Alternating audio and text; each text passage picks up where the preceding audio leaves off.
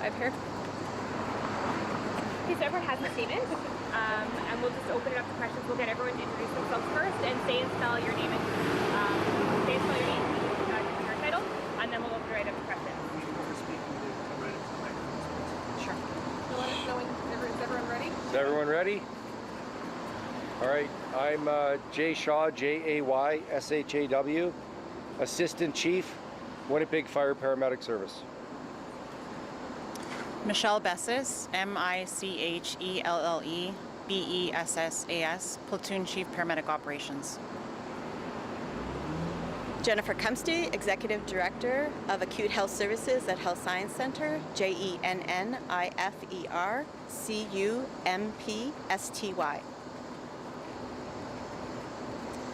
And I'm Dr. Karen Grip, K-A-R-E-N-G-R-I-P-P, Medical Director of the Children's Hospital Emergency Department. Start with the morning. I guess were you on the scene, Michelle? Yes, I was incident commander on scene this morning. We're going to have to come again. Sorry. Michelle, can you tell us what were authorities first alerted about what happened this morning? Sure, so we received the call, 911 call just before 10 o'clock this morning that there was some children that had fallen from a structure at Whittier Park. Heard rumors that section was under construction. Are you able to comment on that? I'm not. No, my focus was just on the patients and making sure everybody was treated and transported. What did labs? Was it they fall off the side? Exactly what was it? I don't know what led to the fall. When I arrived on scene, there was a number of patients that had fallen from a structure, and my task was to make sure that they were all triaged, transported, and taken to hospital for treatment. Did it look like the place that they had fallen from, like they looked like there was debris around, that there was some burning collapse? My focus was just on the patients. I wasn't looking at the structure that they fell from. How many individuals in total were there? How many patients were there? We assessed 28 patients, 17 of which were transported, 1 adult and 16 children. Can you tell us about the nature of the injuries that were suffered? I can't comment on that at this time.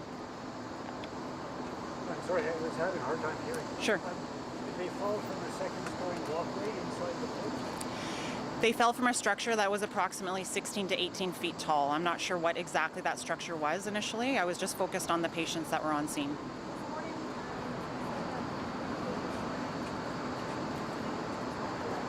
I can't comment on their condition at current time. No, they were transported initially as unstable, and the majority were all stable. What did the evacuation process and transportation process look like? We're told that some students came here and some were taken back to school. Sure. So as I said, we transported a total of 17 patients, the majority of which were stable. The children that were involved but were not injured were transported back to school to meet with school officials and their parents. I see this MRV vehicle behind us. Is that the only vehicle that was used? No, we had 6 transporting ambulances on scene, and they took the most serious injuries to hospital, and the most stable patients were transported in the MRV.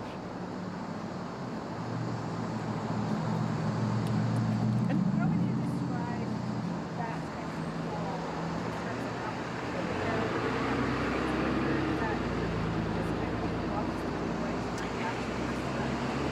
So thankfully we don't have very many mass casualty incidents that we have to deal with, but we do train for it regularly, and everyone on scene was well prepared, and we triaged everybody in a timely fashion.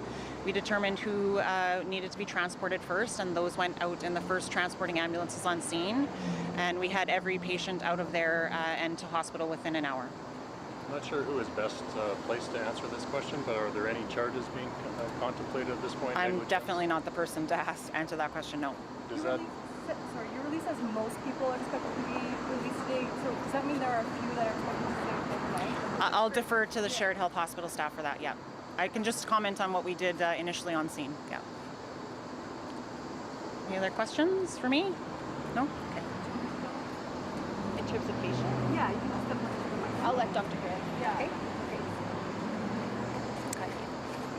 Just tell us, are there some that are expected to stay overnight? It says most will be discharged today. What does that mean?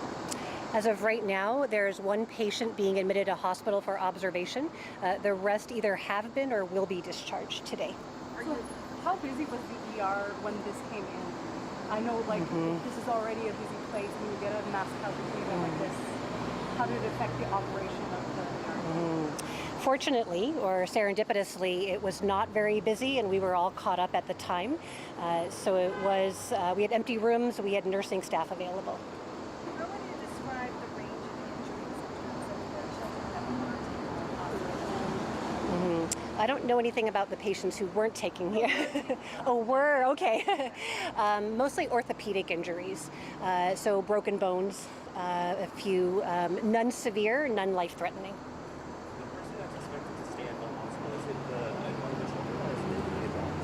It's one of the children.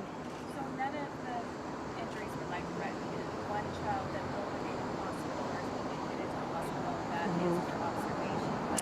Yeah, they do need a surgical procedure to attend to one of their fractures, but after that will be observed and likely be discharged in the very near future.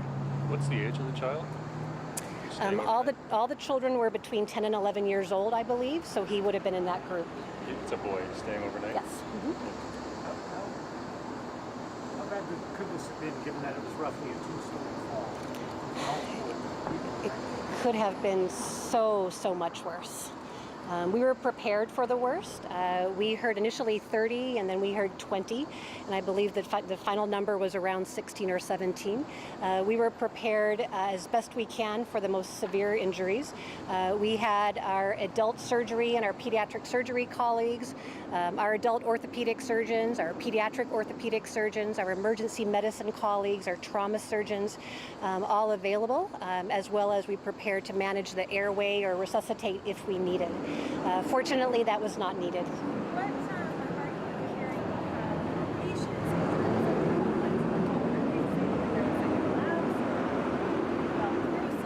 what are you hearing about what led to this? To be honest, I didn't speak to any of the patients about that. How did the hospital have to change their operations? Yeah. So when we send out a code orange alert, it's pretty much all hands on deck. We didn't know exactly what we were receiving, as I previously mentioned. We paused some of the surgeries to make the surgeons available and to get some ORs ready. We delayed some same-day surgeries just to make sure that we had the staff available. And those are kind of that was really the highlights. We had nurse managers, we had admissions coordinators ready to get patients that were admitted and still in emergency up to the wards as quickly as possible.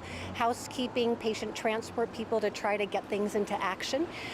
So I don't think it overall had a huge impact, but there was definitely a period of time where everything was on hold just to make sure we knew what we were dealing with. You said that you didn't talk to